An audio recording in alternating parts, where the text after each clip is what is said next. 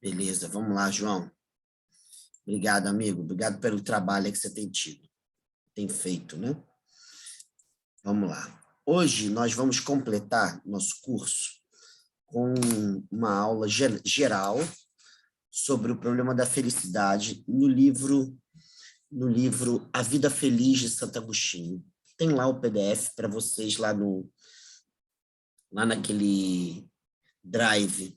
De qualquer maneira, nós vamos nos aprofundar nesse texto, nós vamos ler as 3 partes do livro no próximo semestre. Então, é mais uma aula genérica, no sentido de tentar abordar o sentido geral do texto, mas para vocês terem noção de como que a razão cristã ela é formada na obra do Santo Agostinho, nessa obra que é uma obra de juventude. Santo Agostinho tinha acabado de se converter. E ele está num retiro, o famoso retiro de Cassicíaco. Ele está com o filho dele, Adeodato, com a mãe, Mônica, com alguns primos. A casa foi cedida a ele. E ele está ali para comemorar o aniversário dele de 13 de novembro. Então, Santo Agostinho, naquele momento, ele se preocupa em transformar a data de comemoração num motivo de debate filosófico. Então, ele pede para que o presente dele, na verdade, sejam 3 dias de debate em torno da felicidade. E segundo o que diz o texto, ele se preocupa em pedir para anotar a discussão de cada dia, ou seja, a fala de cada um a cada dia. Nós ainda vamos entrar nesse detalhe no semestre que vem. Algum de vocês aí pode até me falar, eu não sei quando começa o próximo semestre, por causa dessas mudanças de calendário. Não sei se é final de março. É março, Beatriz? É fevereiro. Fevereiro? Vamos lá. Antes era isso. Entendi. E já é presencial, Beatriz? Acho que sim, porque saiu agora uma notícia que em 1º de dezembro, né? Já vão abrir, assim, a ferro e a fogo com ninguém, né? Porque não vai ter aula. Mas... eu que não vou estar lá, não sou maluco. As pessoas estão de sacanagem nessa vida, né? Elas estão abrindo a fórceps, né? Vai lá, tem que abrir. Como se a UERJ tivesse estrutura para cumprir o protocolo, né? Pedro II, que é o Pedro II, que é federal, não tem. Os institutos federais não têm, né? Está tendo uma polêmica agora, uma polêmica com o Ministério Público por causa disso, mas vai lá. Ora, o que acontece? Fala, João. A questão não é só a estrutura, né? Mas é muito grande a UERJ, muita gente vai andar sem máscara, muita coisa vai acontecer, né? É verdade. Então, vamos lá. O que importa para a gente aqui? É que ano que vem a gente vai sentar, então vai ler a obra toda, passo a passo. Mas interessa destacar que o jovem Santo Agostinho já está preocupado em criar uma razão cristã, uma racionalidade cristã.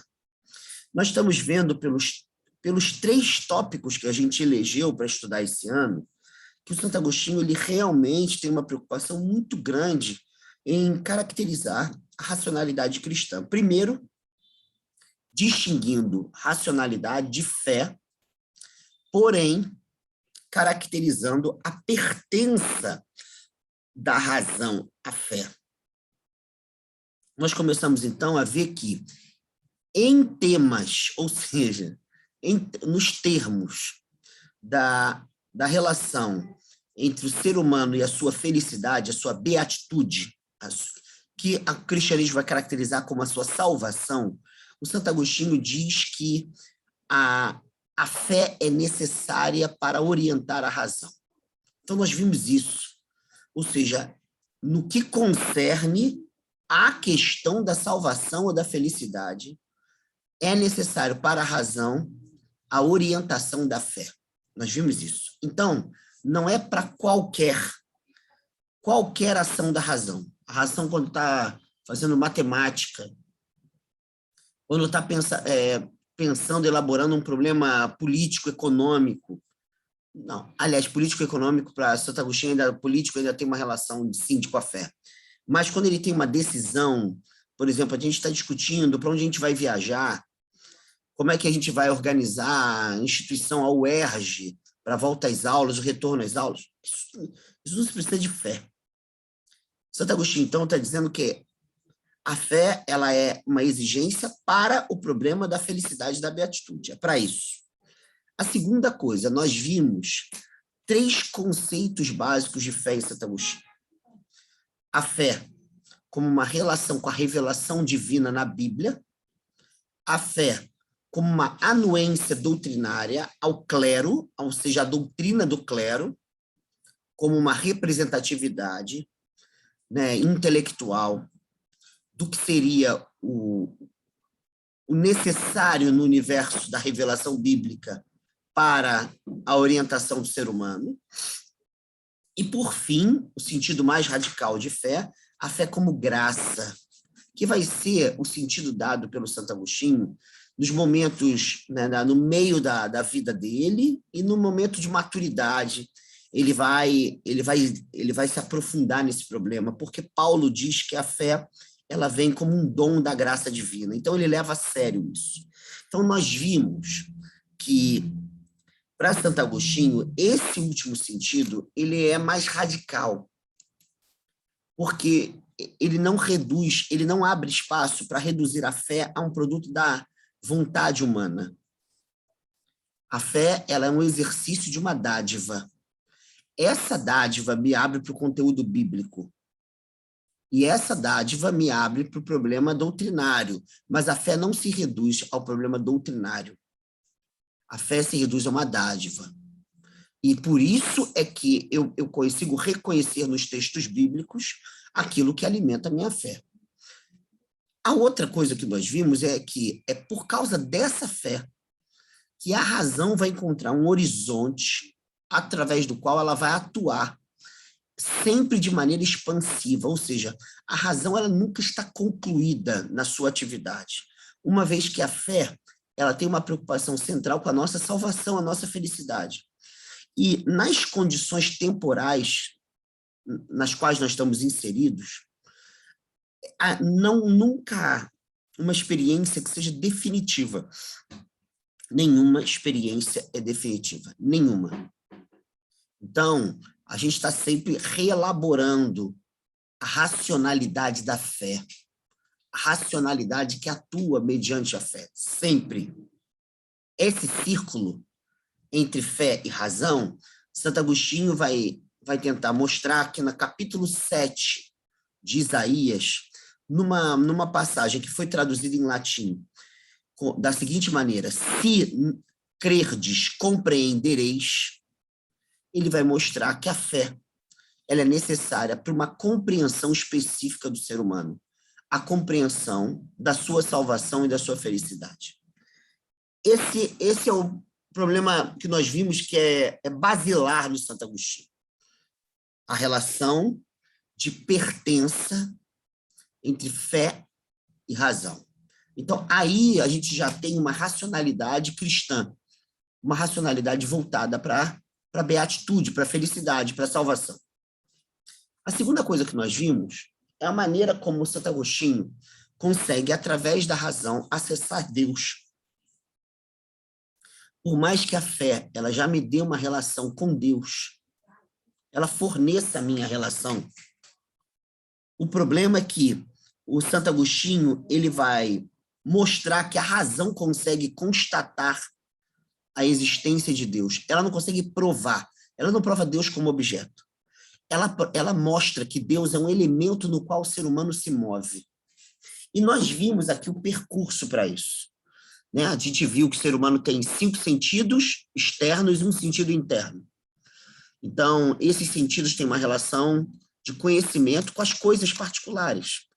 Né? O corpo conhece esta caneta, o corpo não conhece a caneta. Ao mesmo tempo, o sentido interno, ele consegue saber as quantas andam os nossos sentidos externos. E esse sentido interno ele é comum também a outros seres vivos não humanos, outros animais. Ou seja, quando uma águia ela vai procurar sua presa, ela está no alto, né, bem alto no céu, ela não cheira a sua presa. Ela sabe que o sentido que tem que ser aguçado, estimulado, é a visão, porque ela está no alto, ela está no céu. Então, esse saber de orientação dos sentidos, essa distinção do modo como nós ativamos os sentidos, pressupõe um sentido interno.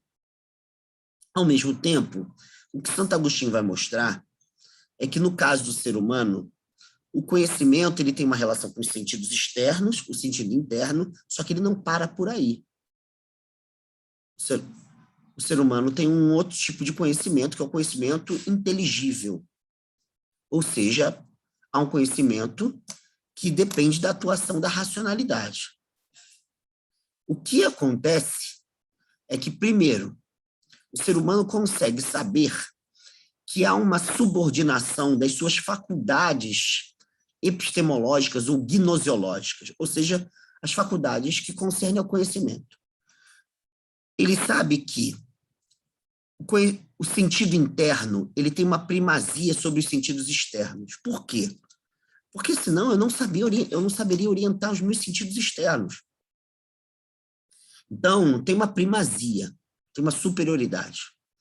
Ao mesmo tempo, a nossa razão, por exemplo, eu estou falando aqui sobre sentido interno e sentidos externos. Eu só estou falando isso por causa da minha razão. Então, a racionalidade, ela consegue saber como está o sentido interno e como estão os sentidos externos. Ela consegue saber o que acontece com esses dois sentidos. A pergunta do Santo Agostinho é: a racionalidade se pauta por outra coisa que não seja ela mesma? O Santo Agostinho vai dizer, claro que se pauta. Nós vimos aqui o exemplo dele na matemática. O exemplo dele na matemática é o seguinte: tudo que nós fazemos na matemática depende do conceito de unidade. Tudo. Qualquer número, ele diz respeito à noção de unidade. Então, se você fala o número 1, significa uma vez a unidade. 2, duas vezes a unidade, e assim por diante. Ora, se a gente parar para analisar a realidade que se manifesta aos sentidos externos, por exemplo, eu estou usando um computador aqui em casa. Então, se eu olhar para esse computador e falar assim, vem cá, esse computador é uno, ele é dotado de unidade? Eu falo, eu tenho um computador e não dois computadores à minha frente. Mas se eu levar a sério o que significa a palavra unidade, eu vou perceber que nenhum computador tem unidade. Porque unidade significa aquilo que não pode ser dividido. Mas eu poderia pegar o meu computador e dividir em infinitas partes. Em outras palavras, os meus sentidos, eles se deparam com realidades que são divisíveis. Se são divisíveis, elas não têm unidade no sentido pleno, no sentido pleno do termo.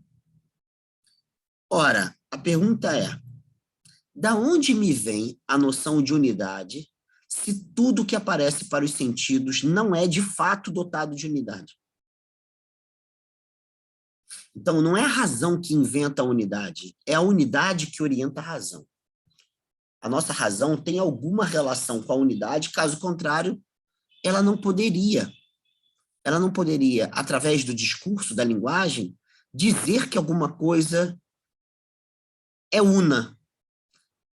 Aplicar os números 1, 2, 3, 9 e assim por diante.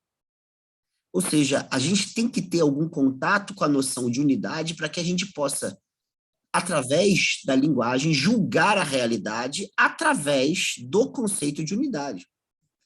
Então, não é a razão que inventa a unidade, é a unidade que se impõe à razão. Então, esse é um dado assim, inquestionável para Santo Agostinho. Qual é a sacada, então, dele? É que a noção de unidade, o uno, o indivisível, é um ser cuja consistência não possa ser fragmentada. Esse ser de unidade absoluta tem que ser absoluto. Logo, a unidade, de alguma maneira, é a presença de Deus orientando os nossos juízos que concernem a quantidade, por exemplo, a harmonia, a proporcionalidade e assim por diante. Da mesma forma, o Santo Agostinho fala em relação a valores que nos orientam moralmente. Por exemplo, a noção de justiça. De maneira muito próxima ao neoplatonismo, e a Platão, de certa maneira, Santo Agostinho diz que quando a gente julga um ato como justo, o critério de julgamento desse ato não se reduz a esse ato. Porque eu consigo, no mesmo dia em que eu vi alguém sendo justo, eu consigo ver 1 bilhão de atos e eu consigo julgar se esses atos são ou não são justos. Então, a justiça, ela se impõe à razão humana. Os valores morais se impõem à razão humana. Não é a razão humana que cria os valores morais. Então, de alguma maneira, tanto a noção de unidade, quanto a noção de justiça, quanto a noção de bondade, por exemplo, elas são da ordem do eterno. Então, o Santo Agostinho, ele está dizendo, essa ordem do eterno se identifica com Deus. Porque somente Deus é o ser eterno. A noção de eternidade, ela só vale para Deus. Então, exatamente por isso ele está dizendo, olha, nós constatamos que nós nos movemos em Deus. Por quê? Porque esses agentes norteadores do nosso pensamento e das nossas ações, esses paradigmas epistemológicos e esses paradigmas morais, eles não se reduzem à razão. A razão é que é constrangida por eles. Então, assim como o sentido interno subordina os sentidos externos, a razão subordina o sentido interno e os sentidos externos. Essa presença divina em nós, que nos ilumina para o conhecimento e para as ações, constrange a razão. Então, a razão, ela não é suprema, pelo contrário, ela é julgadora, porém ela também é julgada. Ela é orientadora, porém ela também é orientada. Então, exatamente isso importa a Santo Agostinho. Constatar que nós nos movemos na presença divina. E isso ele faz racionalmente. Acabei de falar para vocês aqui, já é a segunda vez que a gente está vendo isso. Isso ele está interessado em mostrar racionalmente. Essa luz que nos ilumina, que ela que constrange a razão e orienta as nossas ações, não é produto da ação. Não é produto da razão e nem das ações. Não é produto do ser humano. O ser humano que se vê constrangido por essa instância que é suprema nos dois sentidos que eu estou dando, epistemológico e moral. Então, até agora nós estamos vendo, então, o Santo Agostinho construindo uma racionalidade operando dentro do registro cristão. Uma racionalidade operando dentro da fé. Uma racionalidade que mostra que nós nos movemos no Deus, que a gente se conecta pela fé. Né? No caso da salvação, tem que ser pela fé. Hoje, nós vamos ver o sentido desse diálogo de juventude, que é a vida feliz, que se dá lá no aniversário de Santo Agostinho, quando Santo Agostinho chama os familiares e amigos para debaterem a felicidade humana. E o que Santo Agostinho faz, já de alguma maneira, é levar adiante a ideia clássica de felicidade e tentar mostrar como que o ser humano ele se movimenta em prol da felicidade. Ou seja, o ser humano atua de tal modo que a felicidade sempre seja o horizonte da sua atuação.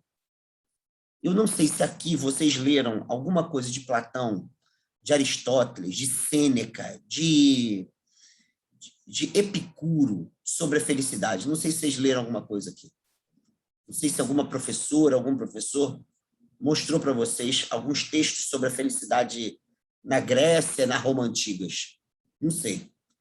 Mas eu vou falar assim, de maneira muito genérica também. Se vocês Professor, pegarem... rapidinho. Oi, João. Ética Nicômaco fala sobre isso, do Aristóteles? Fala a primeira parte. Entendi. Legal. E Platão, você sabe onde está? Na obra inteira, na própria República tá. A República tem, né? É o tema clássico deles, né? Mas a República tem. É o problema da eudaimonia, né? Um problema que aparece.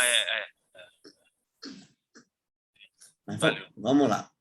Então, se vocês procurarem nesses clássicos, vocês vão perceber que essa palavra grega eudaimonia, ou a palavra latina beatitude, ela aparece nos clássicos. E vocês vão perceber que isso é central para os clássicos. Central. Não é um tema entre outros temas. É assim que geralmente a gente lê filosofia. A gente geralmente lê a filosofia como um conjunto de temas que autores geniais eles vão resolvendo cada um à sua maneira. Então, cada um cria um conceito que tem a ver com aquele tema. E isso é hoje uma furada. Ninguém estuda com seriedade filosofia assim hoje. Porque os problemas eles também são históricos, eles também são levantados num certo momento. Eles não são naturais, entende? A gente geralmente acha assim, mas o problema da felicidade humana todos os povos pensaram. Bom, já, pode ter certeza que eles não compreenderam a mesma coisa com felicidade. Os termos do conceito de felicidade são totalmente diferentes. Então, você não consegue, não tem essa ideia de questões que são essenciais na humanidade.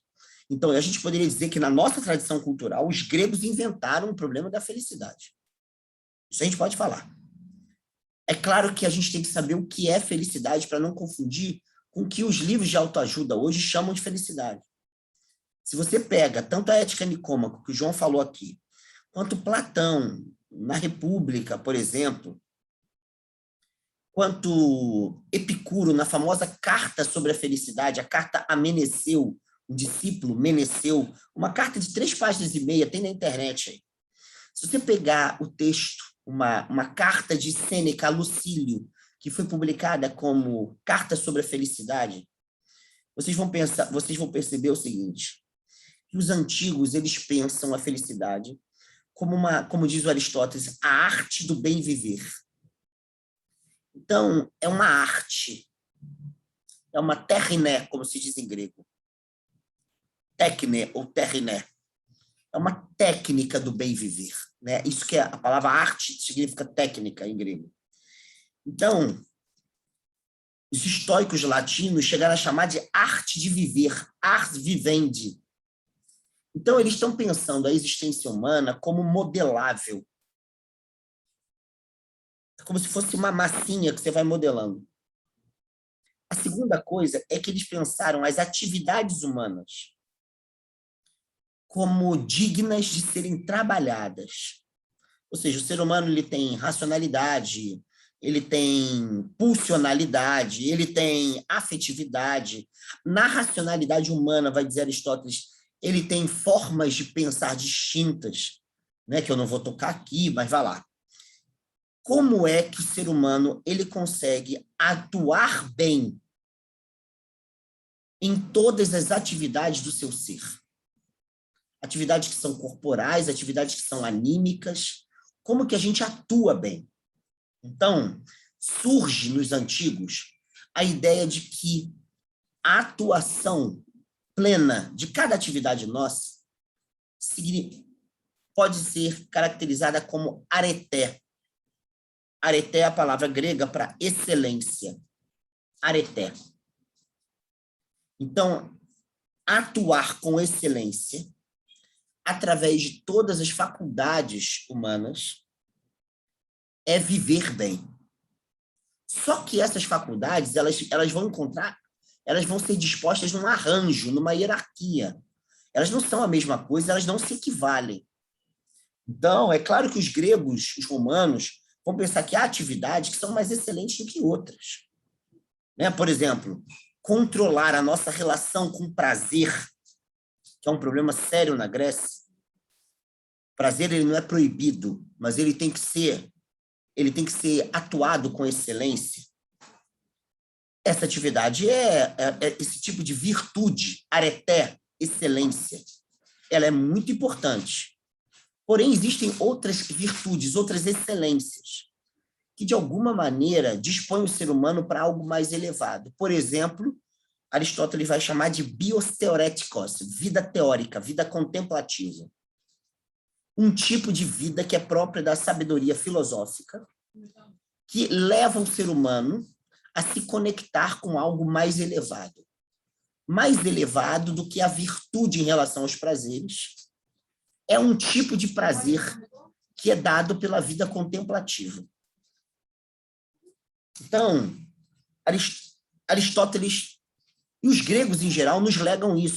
Platão já vai ter dito que a vida contemplativa é uma vida mais excelente, ela é mais virtuosa. Ora, o que eu quero dizer com tudo isso? É que aparece entre os antigos o problema que a gente poderia traduzir hoje com uma expressão que é bem clichê. O problema do sentido da vida, o problema do sentido da existência. Aristóteles começa a Ética Nicômaco dizendo que toda ação visa uma finalidade. Mas, se nós percebemos o conjunto das nossas ações, não uma ação só, mas a multiplicidade das nossas ações, a gente tem que se perguntar qual a finalidade que orienta todas as finalidades das nossas ações. Qual o sentido último das nossas ações? E Aristóteles vai falar a felicidade, a eudaimonia, a arte do bem viver. É isso. Nessa arte, nós temos que exercer virtude. Excelência significa virtude. Virtude. Todas as nossas faculdades têm que atuar plenamente. Mas o ser humano não é fragmentado, ele deve ser dotado de unidade. Então, a gente tem que criar uma organização, uma subordinação dessas atividades humanas para a gente exercer plenamente a felicidade. Ora, Santo Agostinho vai levar muito a sério isso. Santo Agostinho vai levar a sério que o sentido da nossa existência é a beatitude, em latim, a felicidade. Só que Santo Agostinho... Luísa, gostei da Luísa? É um piercingzinho aqui? É, professor, bom dia. Bom dia. Minha filha também usa, minha filha, então já conheço, eu olho, bato o olho e já sei. Vamos lá. Muito bom, Luiz. Minha filha é Ana Luiz. Mas qual é a sacada? Oi, fala, Luiz. Fala, minha amiga. Não? Não falei nada, não. Eu só falei que Não? é parecido o nome. É bem O parecido. meu também é composto. Luísa Xavier, muito bom. Então, qual é a sacada do Santo Agostinho? É que ele veio dessa filosofia. Santo Agostinho é um autor clássico. Ele mesmo dizia que a obra que mudou a vida dele foi o Hortêncio de Cícero, que é um compilado, é uma obra eclética, onde a parte principal fala sobre a relação de filosofia e felicidade. Então, Santo Agostinho sabe que, tanto para a fé quanto para a filosofia, o problema mais importante é a felicidade. Entende? Ou seja, em que condições o ser humano se realiza plenamente? Essa é a questão. Como que o ser humano torna-se plenamente quem ele é? E, de certa maneira, se você pegar bem esses discursos religiosos cristãos, mais clichês de televisão, de alguma maneira, assim, bem indireta, muitas vezes, é claro, mas ainda subfala esse problema da felicidade. Subfala. Sabe? É um problema complexo, mas ele está presente ainda. Né? Você busca uma igreja em que ela diz que prosperidade financeira tem a ver com graça divina. No fundo, você está falando que a relação com a graça divina é uma relação com felicidade, e o critério é esse, prosperidade financeira. É claro que não é só isso, mas isso está subfalando o problema da felicidade. Então, o Santo Agostinho ele começa a discussão de maneira muito brilhante, colocando o problema da felicidade e buscando caracterizar no que consiste a felicidade. A gente ainda vai ver isso, mas ele houve 3 opiniões, inclusive do filho dele. E essas opiniões, você percebe que ela tem uma mescla de pensamento cristão e de filosofia clássica. Você percebe essa mescla claramente. Por exemplo, o filho dele vai falar sobre ter a alma casta. Casta significa pureza. Castidade significa pureza. Não significa não ter relação sexual. Tem nada a ver uma coisa com a outra. Castidade é pureza. Só. Celibato é outra coisa. Mas ele fala sobre a alma casta. E ele diz por quê. Porque a alma casta nos conecta a Deus. No outro discurso, um interlocutor de Santo Agostinho vai dizer: fazer o que Deus quer é ser feliz. E Santo Agostinho, ele para... Hoje eu só vou falar sobre isso para a gente terminar, porque a gente não tem tempo. São 3 momentos o texto é mais complexo do que eu vou dizer. Mas o Santo Agostinho, ele para, antes dele responder, ele vai dizer que as 3 perspectivas estão certas, até a gente tem que saber interpretá-las, mas elas estão certas. Mas ele vai dizer o seguinte, ele vai perguntar a seguinte questão. É feliz quem não tem o que quer? Uma pessoa pode ser feliz se ela não tem aquilo que ela quer? E aí todo mundo vai falar, claro que não. Aí ele faz uma segunda pergunta. É feliz uma pessoa que tem tudo o que quer? E aí as pessoas vão ficar meio assim, encabuladas. E ele vai falar assim, ó, não necessariamente. Você pode ter tudo que você quer, o que você quer é um monte de merda. Desculpa, mas é isso. Você quer um monte de merda na vida. Tem tudo que quer, você pode ter a alegria de obter tudo que você quer. Mas não necessariamente você tem felicidade. E aí, ele coloca mais um problema. Ele diz assim, quem tem medo de perder o que conquistou, pode ser feliz? Olha que pergunta. Quem tem medo de perder o que conquistou, pode ser feliz? E aí, ele vai levar as pessoas, bem à la Sócrates, vai levar as pessoas a falarem, não dá. Se eu tenho medo de perder, eu não posso ser feliz. Por que ele faz isso? Porque o Santo Agostinho, ele legou um problema muito sério dos antigos. Indiretamente de Epicuro. Indiretamente. Que é a relação de felicidade e medo. Os gregos, sobretudo Aristóteles, mas também Platão, eles perceberam que a felicidade tem a ver com prudência, mas não tem a ver com medo. Aristóteles chega a dizer que a virtude ligada ao medo, ela tem como correlato um outro excesso. Portanto, excesso não. Um outro desequilíbrio. Há o desequilíbrio do medo e o correlato oposto, que é excessivo, chama-se temeridade. Então, a virtude que nos coloca no meio termo não matemático, diz Aristóteles, não matemático, não é a média matemática, entre 5 e 1 ao número 3. Não. É o meio termo elevado, ou seja, é você pegar os 2 termos e pensar que existe um meio termo que eleva. Ele não está no meio, ele está acima. Isso que é virtude para Aristóteles. O meio termo entre 2 extremos. Esse meio, ele é qualitativamente superior. Aristóteles diz que o meio termo entre temeridade e medo é coragem.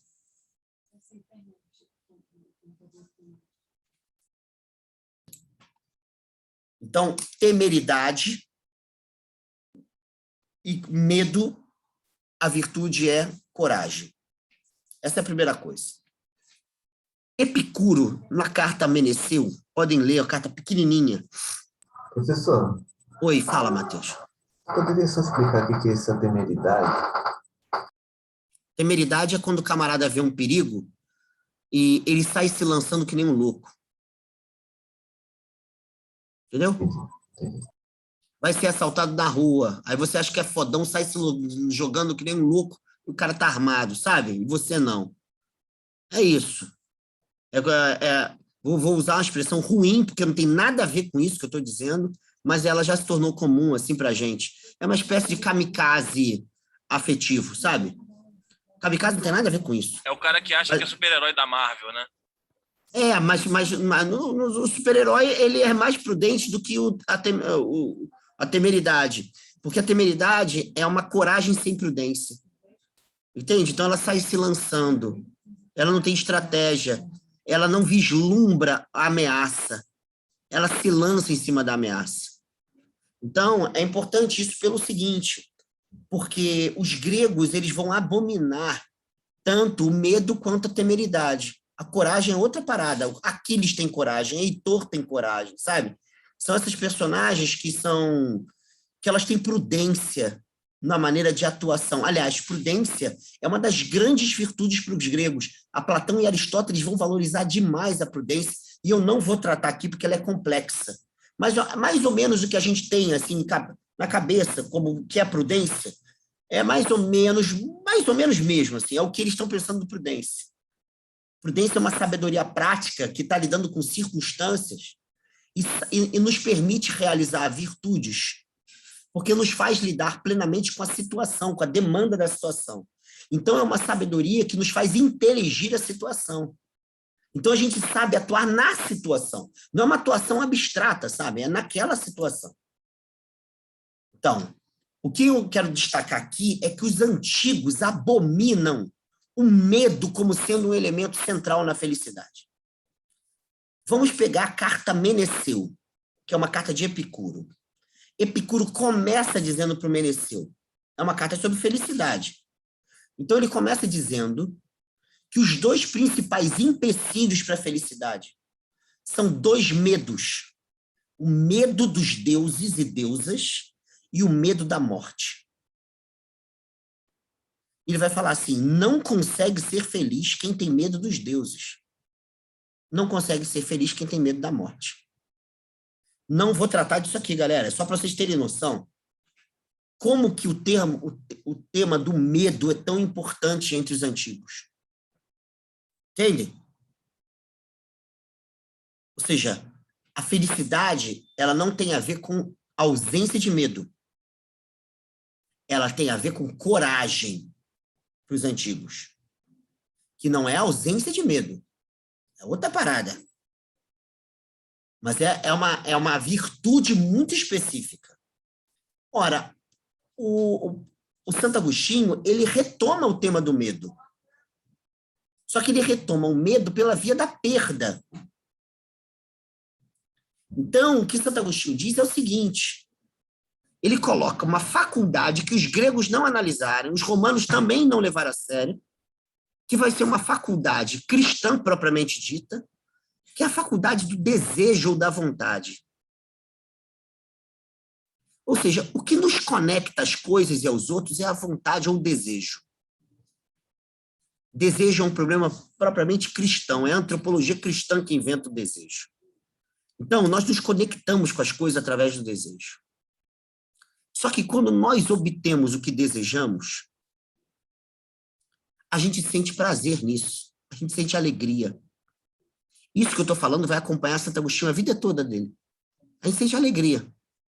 Porra, estava afinzão de comer um negócio, veio isso que eu estava desejando. Eu sinto alegria e eu sinto prazer. Pronto. Agora, o que o Santo Agostinho vai dizer é o seguinte, é uma sentença que ele escreve numa carta dele, que a gente ainda vai estudar ano que vem. O problema do desejo é que nós nos tornamos aquilo que desejamos. O desejo, ele não é só fonte de posse. Entende? Ele é fonte de ser. Nós somos consoante desejamos. Nós nos tornamos, o nosso ser se modela mediante o modo como ele se relaciona com os outros e com as coisas através do desejo. Entende? Então, se o nosso desejo, ele tem como sentido último da nossa existência o dinheiro, ao obter o dinheiro, nós nos tornamos alguém mediante aquela obtenção. Nós somos possuídos pelas nossas posses, vai dizer Santo Agostinho. Entendem? Qualquer relação de vontade ou de desejo faz com que nós sejamos alguém à luz daquele ou daquilo que desejamos. Qual é o problema? Se nós desejarmos coisas finitas, a nossa felicidade será refém de coisas finitas. Em outras palavras, se o sentido da nossa felicidade for o dinheiro, quando nós obtivermos o dinheiro, nós teremos um cagaço da porra em perdermos o dinheiro. Entende? A pergunta de Santo Agostinho volta. Felicidade tem a ver com medo? Então Santo Agostinho vai falar não. Não tem a ver. Se a nossa plenitude estiver ligada a algum bem, bem é o correlato da vontade ou do desejo. Se eu desejei, aparece como um bem para o desejo. Se nós estivermos reféns de bens cuja perda produz medo, nós não somos felizes. Somente um bem que não se teme a perda, porque ele não pode se reduzir à posse, no sentido de um objeto que carregamos conosco, pode ser o sentido último da nossa felicidade. Então, para terminar, eu diria o seguinte: na obra de Santo Agostinho, há duas felicidades. Uma que produz medo, outra que não produz medo. Uma que somos reféns do que obtemos e a outra que nos torna livres exatamente porque o bem que desejamos nos liberta. Esse bem que nos liberta é Deus, para Santo Agostinho. E ele nos liberta como? A gente ainda vai ver que isso tem a ver com a noção de liberdade para Santo Agostinho, que é diferente de livre-arbítrio. Deus nos liberta para a seguinte coisa. Ele nos liberta para a gente desejar o que quer que seja, sem a gente ser escravo do que quer que seja.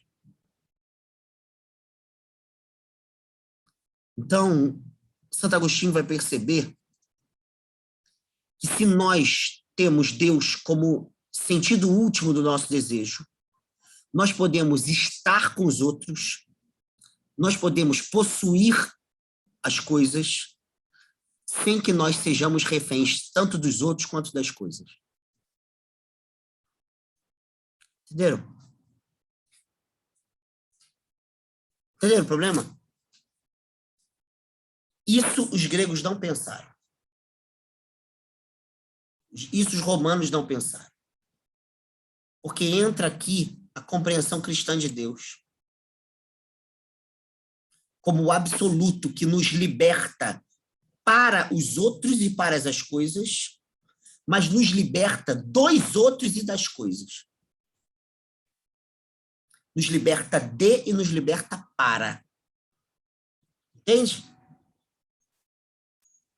Então, eu consigo estar plenamente com os outros, essa vai ser a grande questão de Santo Agostinho, mas eu não posso ser refém dos outros, porque os outros não são absolutos. Eu consigo estar com o dinheiro sem ser refém do dinheiro, porque o dinheiro não é absoluto. Então, essa relação entre o relativo e o absoluto, que garante, na relação de fé com Deus, a possibilidade do exercício da nossa felicidade. Que a gente ainda vai ver, o Santo Agostinho Maduro vai dizer, ela não se dá plenamente neste mundo. Mas nesse livro que eu estou usando como referência, o Santo Agostinho não tematiza o outro mundo. Ele tematiza este mundo. Beleza, galera? Ô, Era Gabriel, isso. Oi, fala. Fala, minha amiga. a Gil, ela tá basicamente me ameaçando aqui para perguntar no privado sobre o trabalho. Ela tá perguntando como é que vai ser, o que que você vai fazer sobre isso, que você tinha dito que não era obrigatório, né? Que você não ia obrigar a gente a fazer. Ela queria saber como é que isso vai acontecer, da onde que a gente vai poder mandar o trabalho, quem quiser responder.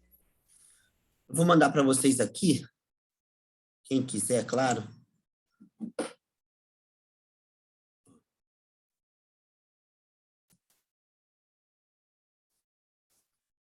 Ó, podem mandar para o meu e-mail, tá aqui, ó, quem quiser.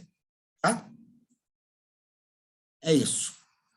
Eu tinha passado lá os temas, não passei lá no negócio? Eu não vi, não. Não? Eu vou passar, então, alguns temas do que a gente estudou até aqui, um ligado a Paulo e ao Logos cristão, o outro Justino, o outro Clemente e o outro Santo Agostinho. Vocês escolham, no máximo, 2, e quem quiser, claro, fazer, e aí mandem para mim, não precisem... É uma síntese, então não precisem me enrolar. Tem gente que gosta de me enrolar. Não, eu não estou interessado em data, não quero saber onde nasceu. Então, não vem com essas informações biográficas. Isso aqui não é história, isso é filosofia. Sabe, tem uma galera que gosta de ficar me enrolando. Eu odeio ser enrolado, cara. Eu fico puto, sem sacanagem. Eu fico puto pra caralho. Sabe? Se não sabe, não sabe. Agora, pesquisou, é aqui a gente está falando filosofia, pensamento, sabe? Aí o maluco chega lá e fala assim, Santo Agostinho nasceu em Tagaste, 365 a.C., e aí ele foi para não sei aonde, estudou. Meu amigo, isso eu leio um livrinho, né? É o pensamento da parada, entende?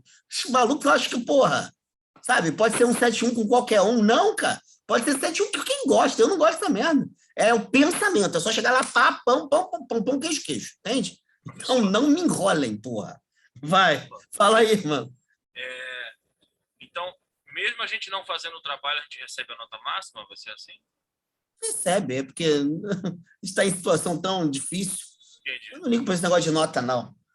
Agora, é problema de vocês também, né, cara? É o seguinte, não fazer ou fazer não é problema meu, não. Então, eu já fiz muito trabalho na vida, cara. Continuo fazendo. Mas é com vocês. Se vocês quiserem que eu leia, não vou ficar baseando minhas notas só nisso, né? Claro que não.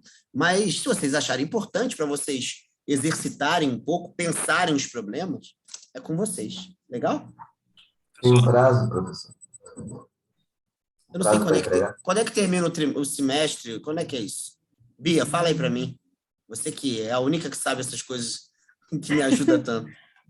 Cara, eu acho que já que é dos veteranos, isso aqui vai até início de dezembro, final de novembro, né? Início É? de dezembro, por aí. Aí, viu? Viu? Então, pronto, é isso aí, ó. Até por aí, ó. Eu sei que eu tenho que mandar a nota em algum momento. Vou até perguntar quando é que é. Falaram que é dia 20, né, que vai terminar o período. Dia 20 de... Então, mas 20 termina o período, mas o lançamento das notas é mês que vem, com certeza. Eu só não sei a data. Aí vocês me avisam, tá? Professor, bom dia. Oi, Estela. Então, você falou o tempo todo que não ia dar nota, que isso, que aquilo. Agora eu já fiquei bugada. Agora eu vou ter que fazer o trabalho correndo, assim ou assim, porque tem outro trabalho para entregar, entendeu, professor? E assim, aí você falou, já fez muitos trabalhos e não sei o quê, já mexeu com o meu psicológico. Eu não estava nem pensando em fazer. Agora eu vou ter que Não fazer. precisa. Não precisa fazer. Assim, eu estou falando que é a oportunidade de eu ler o que vocês escreverem. Só isso. Agora, não precisa fazer. Para nota, não precisa. Entendeu? Eu deixo livre Mas aí. agora eu vou ter que me desafiar a fazer alguma coisa para que o senhor tenha que ler. Pronto. Não, é que às vezes é bom para vocês exercitarem mesmo. Assim, é só para vocês. Né? Eu fiz alguns concursos nessa vida, né? E eu me lembro que me ajudou muito, muito, muito. Quando o concurso para o Pedro II, agora eu não sei como é, porque eu não participo das bancas de lá, mas o concurso que eu fiz era o seguinte: você fazia 4 fases o concurso, era um concurso bem complexo, mais do que para a universidade. A primeira fase era múltipla escolha, e aí eliminava quase todo mundo.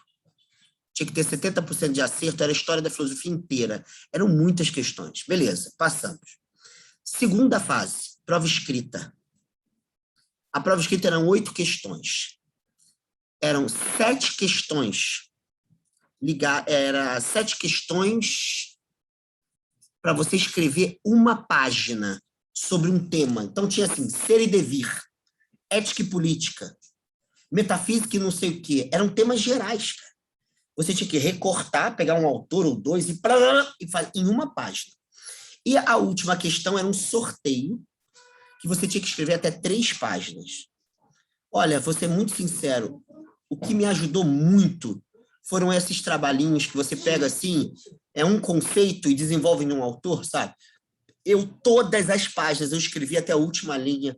E por causa desses exercícios, você não pode ficar enrolando e você tem que ter conteúdo para caracterizar de maneira muito objetiva os conceitos que estão sendo pedidos, né? As relações que estão sendo pedidas. Então, eu me dei muito bem. Foi aí que eu passei direto, assim, já fui para a prova de aula, assim, sem precisar de quase nada. Então, essa escrita é importante, sabe? Mas eu estou dizendo, eu não me fio por isso. Então, quem não puder, ou está com muita coisa, em contexto de pandemia, eu não deixo de dar nota por isso. É nesse sentido, entendeu, Estel? Então, ninguém precisa se preocupar com nota. Agora, eu estou à disposição de ler o trabalho, beleza? Show, obrigada. Tá? Então, ó, boas férias para vocês. A gente ainda tem as aulas de terça, para quem participa terça. Também vamos aí devagarzinho terminando. E hoje, quem for participar lá da reunião da aula da pós, né? É uma aula aberta com a Pombagira, Maria Padilha, Rainha das 7 Cruzilhadas. Eu vou estar lá às 10 da manhã, tá? Um beijo. Fala, João. Rapidinho. Eu tinha uma questão sobre a aula. Dá tempo ainda? Pode ir lá. Claro. É o seguinte. Eu vi um professor falando, você deve conhecer o Giraldelli. Ele tem umas aulas no YouTube, ele é formado em filosofia. Ele fala o seguinte, que acho que você mais ou menos falou isso, mas eu queria entender melhor. Que para os antigos, talvez para medievais também, e isso eu estou incluindo, né? Mas ele diz que para os antigos, felicidade, eudaimonia, ela anda junto com, você falou que é a arte do bem viver, né? Ela anda junto com a ética, ou seja, ser ético, andar na verdade, na justiça, no amor, né? Isso coincide, é coincidente com a felicidade. Aí, a partir de Kant, não Kant que diz isso, talvez, mas a cultura diz, o senso comum diz, a cultura vai comentar isso, é que ser ético já fica como um fardo, ou seja, é um dever. Ser ético é importante, mas é um fardo. E que a felicidade anda no caminho oposto de ser ético, da ética. Ou seja, ser feliz é ser livre, é fazer o que gosta, né? E muitas vezes ser ético não coincide mais com felicidade, anda no caminho oposto, né? A partir da modernidade. Eu não saberia o que ele falou, assim, eu não posso falar dele, assim. Eu até sei quem é ele, mas é professor da UF, né? Eu não saberia dizer o que ele disse, assim. Eu posso falar da sua fala. A sua fala é o seguinte: na ética kantiana, ser ético não tem a ver com felicidade, mas é por um outro problema. É porque não tem a ver com as chamadas inclinações. As inclinações orientam o ser humano com vistas à duplicidade de prazer e dor, como os animais atuam. E os imperativos éticos, eles são do âmbito da universalidade e eles constrangem a nossa busca por prazer e fuga da dor. Porque sempre que a gente se orienta por prazer e dor, a gente tem como sentido da nossa ação não a universalidade, mas a particularidade. Então, nesse sentido, nós somos dignos de felicidade, vai dizer Kant, mas o sentido da vida ética não é a felicidade. Por causa disso que eu estou falando, mas ainda temos que nos aprofundar nisso. Mas isso significa o seguinte, que muitas coisas que eu faço no âmbito ético, eu não faço porque geram prazer em mim, ou porque geram gozo, ou porque eu me sinto feliz. Muitas das coisas que eu faço a contragosto. Eu gostaria até, meu desejo gostaria de fazer outra coisa. Porém, eu faço a contragosto, porque a normatividade ética, a lei, né, o imperativo categórico, ele me constrange a não me orientar segundo os meus caprichos. Então, é um outro problema ético que o século XVIII inventa. Mas, no caso dos antigos, também não é bem assim. A ética tem a ver com felicidade, mas a felicidade não tem a ver com as coisas que a gente gosta. Tem a ver com o exercício da virtude. Às vezes a virtude é onerosa. Às vezes a virtude é, sabe, sangue, suor e lágrimas. Não é fácil, não. A coragem não é fácil de ser obtida. Sabe, a justiça não é fácil de ser obtida. Tanto que os gregos vão cunhar essa palavra. A virtude, ela tem que ser, ela é produto de exercício. Ascesis é a palavra. Exercitamento. Ou seja, ninguém é virtuoso um dia. A virtude, ela tem que ser um hábito. E ela é um hábito oneroso, difícil, entende? Acho que vai Nada... levar a felicidade, né? Não, a virtude em Aristóteles e Platão se identificam com a felicidade. Entretanto, não quer dizer agradável. Então, tem algo também aí que a gente tem que destacar. Por exemplo, vou dar um exemplo bem grego. Então, ser feliz é abrir mão do prazer, basicamente. Não, João. Do que é agradável, né? Não tem regra para essa galera, cara. O que eu estou querendo dizer, como essas coisas não são tão fáceis, é o seguinte: o prazer e a dor, segundo Aristóteles, elas são signos. Você tem que interpretar, tem que saber o seguinte: que vida está sentindo prazer? Entende? Que vida? Eu não posso falar o prazer. O prazer tem a ver com aquela vida. O prazer, ele é sinal de alguma coisa na vida, daquela vida ali. Ela obteve alguma coisa. Ela buscava alguma coisa e obteve. Ela executou alguma coisa que ela buscava executar. Então, a gente poderia dizer o seguinte: existem vidas merdas, que os gregos vão chamar de viciadas. Vidas que exercem um vício. Que elas sentem prazer pra caceta. E não são felizes. Existem vidas que experimentam dor, porque são, por exemplo, injustiçadas, porém exercem a virtude, e elas são felizes. Então, eu não posso, a priori, depreender a felicidade ou a infelicidade da ausência de prazer ou presença de prazer, entende? Agora, uma coisa é certa: se eu atuar virtuosamente, existe um prazer correlato à virtude. Mas esse prazer correlato à virtude não significa que aquela vida não possa estar sofrendo injúria, sofrendo injustiça, sofrendo perseguição. E isso não é agradável. Então, não é no agradável e no desagradável que há o sentido da felicidade para os antigos. Isso não significa que uma vida virtuosa não tem experiência de prazer. Mas o prazer por si só não é critério.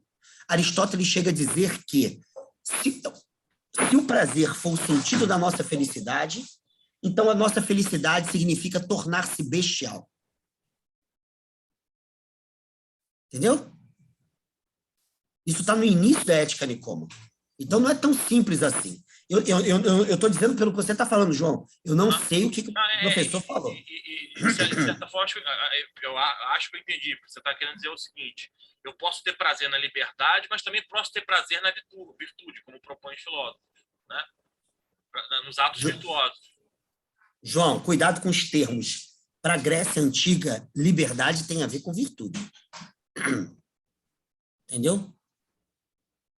Você pode ter prazer no vício. É isso que eles estão querendo dizer. Por exemplo, Nero tinha prazer pra caceta. Pronto. Hitler podia ter prazer pra cacete. Hitler? Isso não é contraditório. Ter prazer. Prazer em aniquilar, prazer em conquistar, pode ter prazer.